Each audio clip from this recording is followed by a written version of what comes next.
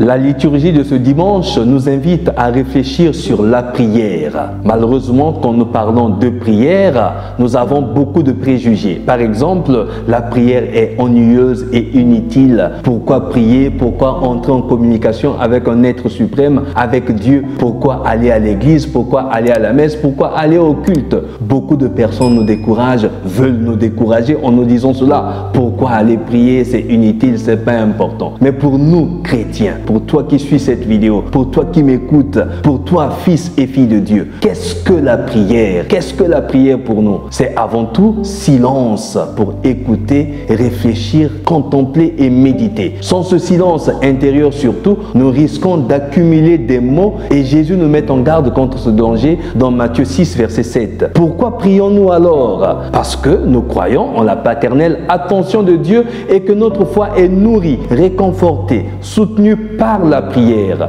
La prière est donc nécessaire dans toutes les circonstances de la vie. Et un des plus grands dangers de la prière, c'est de ne pas s'attendre à la réponse de Dieu. Dans le livre de l'Exode, la première lecture de ce dimanche, nous avons le récit du peuple d'Israël qui combat et remporte la victoire pendant que Moïse prie. Josué organise la bataille et Moïse lève la main en prière au sommet de la colline. Quand Moïse tenait la main levée, Israël était le plus fort. Quand il la laissait tomber, Amalek était le plus fort. Donc quand Moïse prie, Israël acquiert des forces nouvelles et invincibles pour remporter la victoire. Mais quand Moïse cesse de prier, eh bien, Israël est battu par Amalek. Voilà ce que nous dit la première lecture de ce jour. Il est donc très clair que la prière est le soutien de l'action et que la prétention de changer le monde par nos seules propres forces aboutit inévitablement au naufrage. J'ai toujours aimé le conseil qu'Ignace de Loyola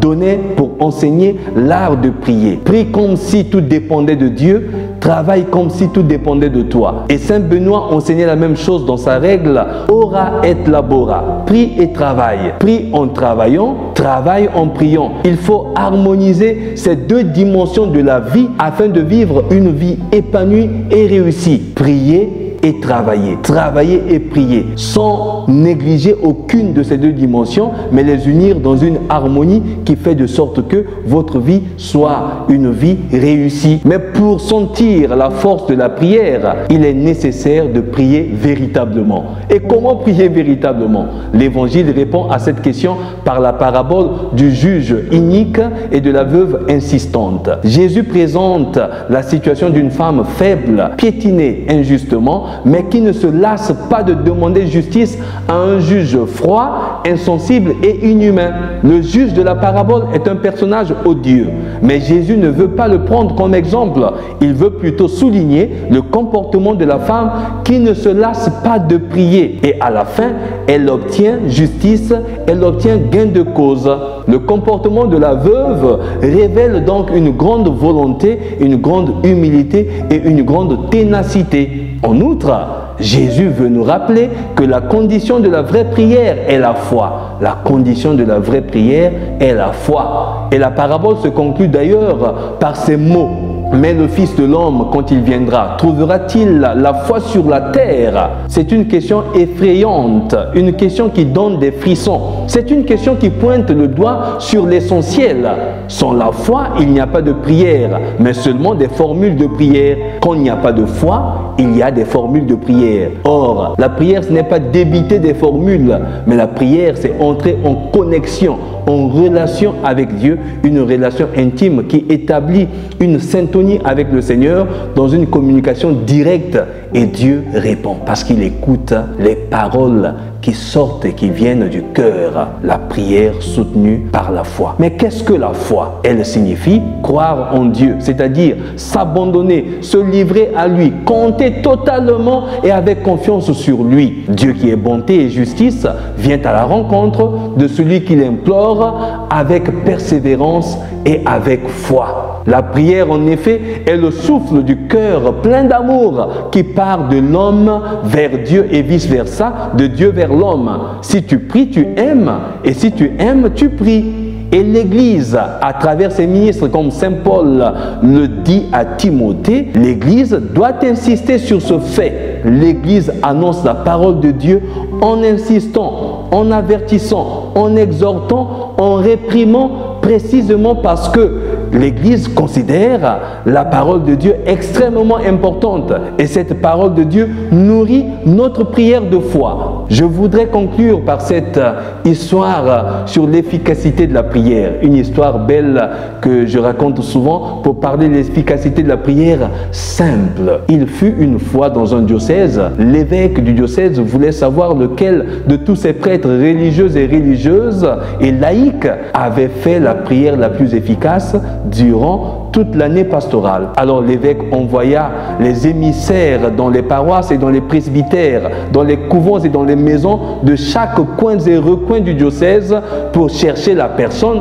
qui avait fait la prière la plus belle et la plus efficace durant l'année pastorale. Mais les émissaires ne trouvèrent personne. Ils rencontrèrent cependant dans un petit village perdu, dans une maison très isolée, un ancien paysan qu'ils présentèrent finalement à l'évêque. L'évêque demanda à l'ancien paysan: de tous les habitants de mon diocèse, tu as fait la prière la plus belle et la plus efficace. Quel est alors le contenu de ta prière? Quel est le contenu de ta prière? Le paysan lui répondit: je disais au Seigneur chaque jour, je ne sais pas prier Seigneur, mais je connais tout l'alphabet par cœur. Prends chaque lettre de cet alphabet pour former les mots et les phrases qui composent mes besoins. Faisons ce que tu veux. Je ne sais pas prier Seigneur, mais je connais l'alphabet par cœur. Prends chaque lettre de cet alphabet pour former les mots et les phrases qui composent mes besoins. Et faisons ce que tu veux. Une prière toute simple, une prière d'un homme qui se laisse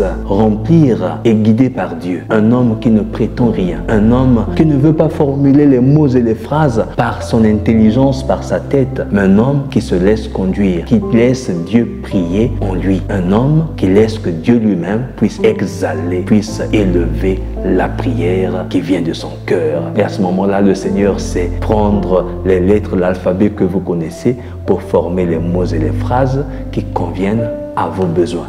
Et tout de suite, cette prière est exaucée. Cette prière est efficace. Ne néglige pas la prière et ne gaspille pas tes mots lorsque tu pries. Apprenons à prier avec peu de mots, mais profond et insistant, en faisant bouger tout notre cœur. Dans la prière, il vaut mieux avoir un cœur sans mots que des mots sans cœur. Persévérons dans la foi et dans la prière jusqu'à ce que Dieu fasse justice à nous tous qui crions à lui jours et nuits. Espérons et prions. Prions dans la foi et insistons sans nous lasser. Que Dieu vous bénisse, chers frères et sœurs. Je vous souhaite un excellent dimanche. Priez pour moi comme je prie pour vous. Abbé Stephen Yanni Lonkodia, serviteur inutile.